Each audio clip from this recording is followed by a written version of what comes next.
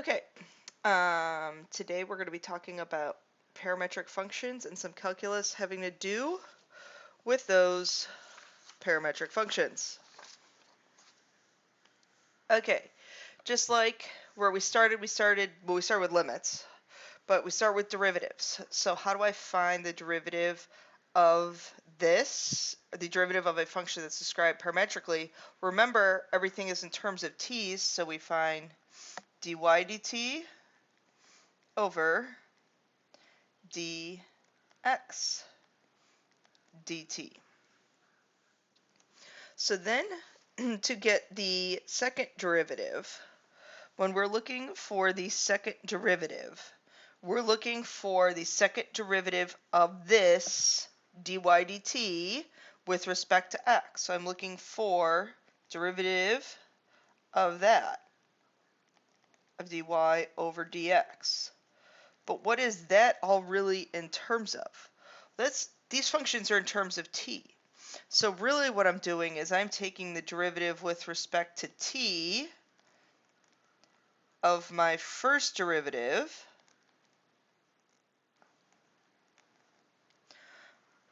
and dividing that by dx dt. So really what that is the derivative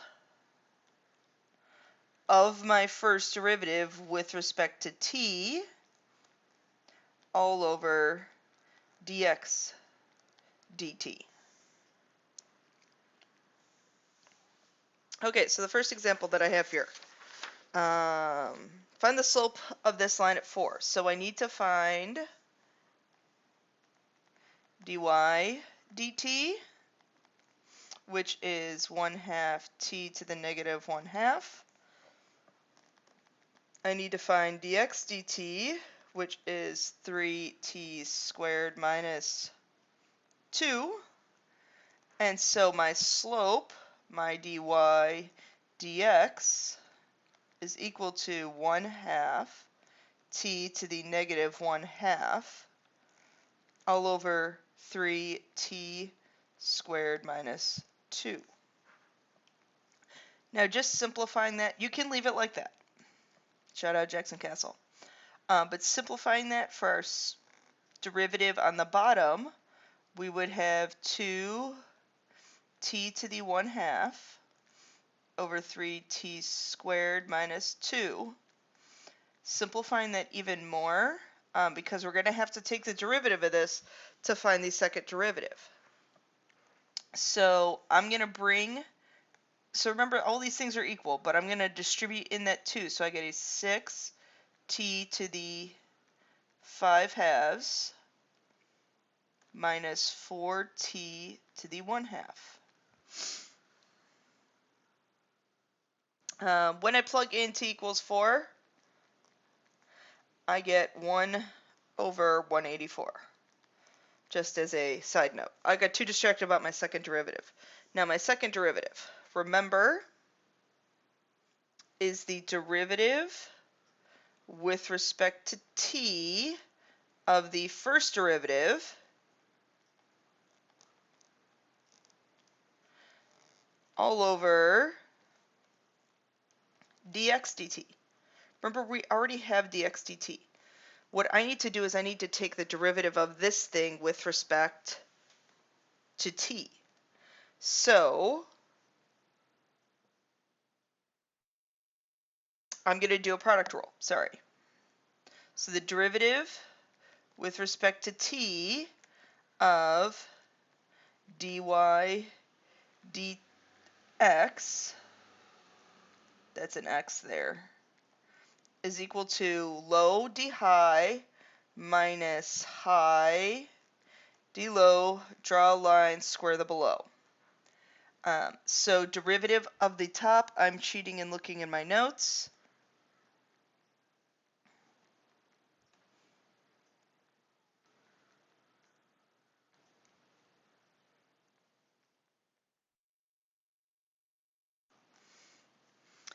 Draw the line, square the below. I'm choosing to square this denominator just because it makes it a little bit easier on me. I apologize, I just went off the screen. So I take the numerator, which is negative 15t to the 3/2 plus 2t to the 1/2. I apologize, that's really crammed up there. So this is still the derivative.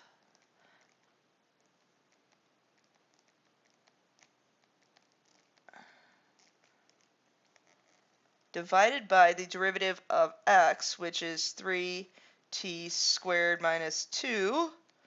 Simplify this all out.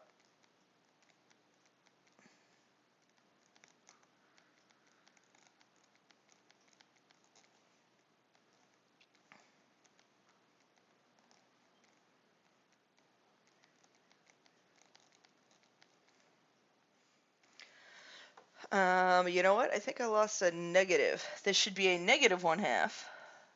Negative, negative. And you can leave it like that for us. Okay, next example. Find the highest point on the curve. So I'm going to maximize the y value.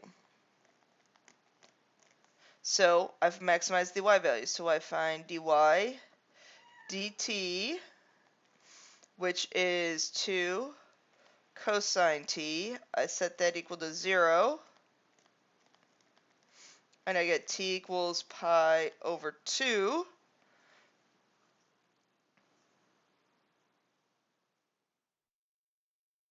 So that is my maximum. You could do a little sign chart just for fun. I know the AP readers don't look at this. Just to prove to you guys that it is. So positive, negative, cosine.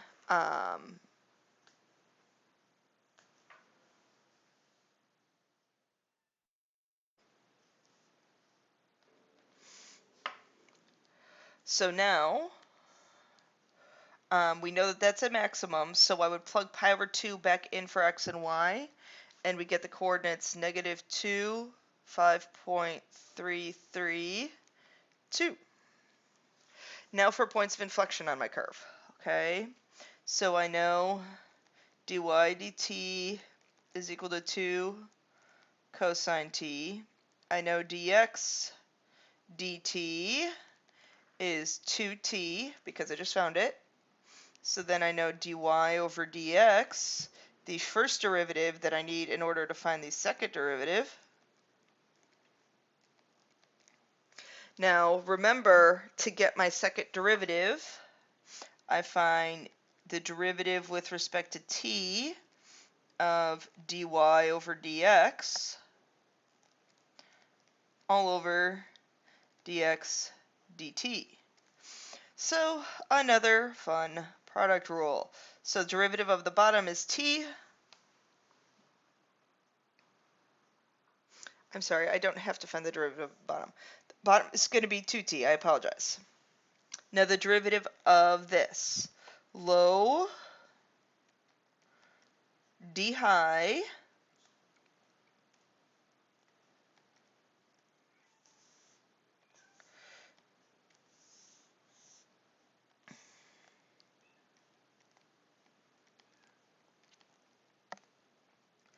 minus high d low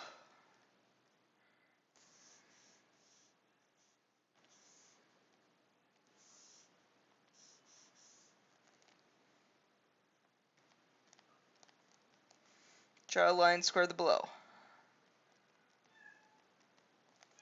I'm going to continue this way up at the top. So we have, I'm going to factor out a negative 4 from the top. T sine of t minus cosine of t. I'm going to move this 4t and the 2t on the bottom, so we have an 8t cubed. And you could simplify that more. But what you would now want to do is plug this into your calculator and see where it changes signs on the interval from 0 to 2 pi. 0 to pi. I would probably plug this into a y1 so you're not in parametric mode. And restrict your window from 0 to 2 pi. Find where it changes signs, and that happens at 2.798. Now we plug that value back in for the x's, and we get 2.831 and 0.673. Okay. I actually think those examples were the heftier ones that we will cover. But our next example here, so example 3, find the rightmost point. So looking at this, I'm trying to find the max of the x coordinate. So I maximize my x, maximize the x to cosine t. Hey, that looks familiar.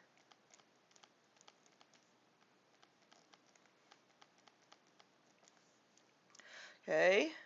And that ends up being the max. I'm not going to go through that again. So what you would then do is plug in this t equals 2 for the t's in both, and we get that x, y coordinate.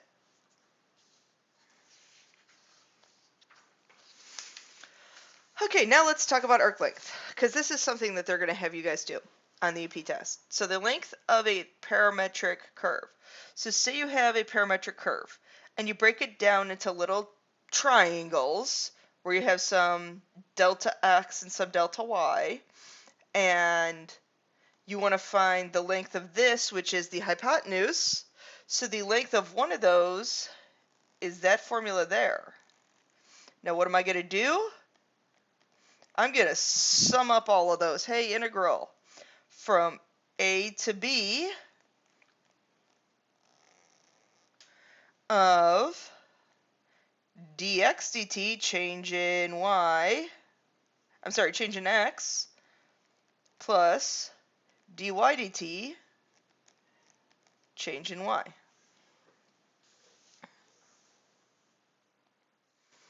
So finding the length of this parametric curve. So I have dx dt, which is equal to 4t minus 1/2 t to the negative 1/2.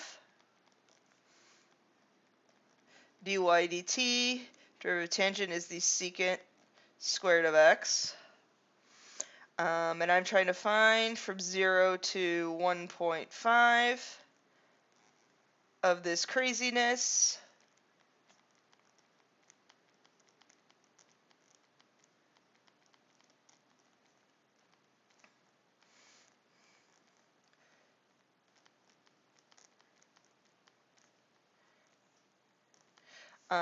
I apologize. I have the wrong variable in here. That should be a t. That should be a t. And this is just a matter of plugging this in your calculator. I would probably plug this in y1 and y2. Not in parametric mode personally.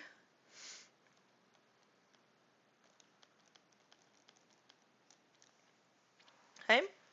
And that's what we have from there.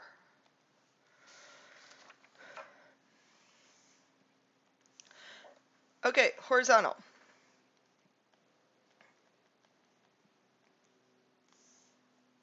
When something is horizontal, I wanted to relook at the derivative, but I didn't like how I was writing it.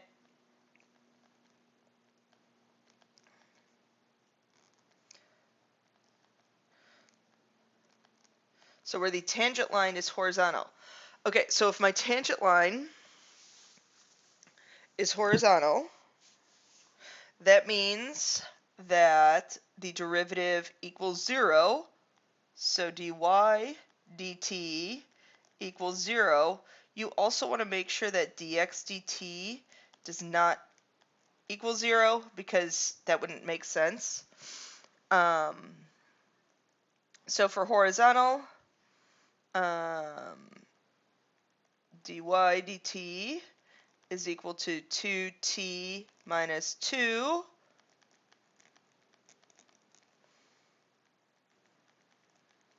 Okay, so that equals 1.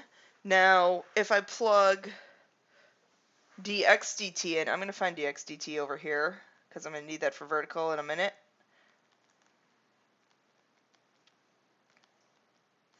Dx dt is 2t plus 2. When I plug in 1, that doesn't make that 0, so I'm good to go. I plug in 1 into the x-coordinate, and I get 3. Plug in 1 for the y-coordinate, and I get 2. For vertical, it's the reciprocal. It's the opposite, I should say. Well, I don't like opposite.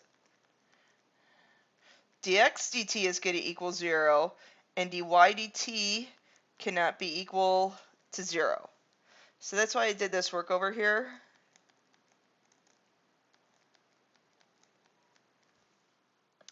And then I have negative 1, 6. Plugging negative 1 back in there does not yield to 0, so I am okay on that. I remember that showing up on an AP problem. Okay, lastly, particle motion expressed parametrically. So if we're trying to find the speed of a particle, and you're going to be doing this a lot. If you're trying to find the speed of a particle, the square root of the derivative with respect to t squared plus the derivative of y with respect to t squared. And remember, this is going to be at some certain time. Okay, so say 4, and you're going to plug that in. Versus the distance traveled.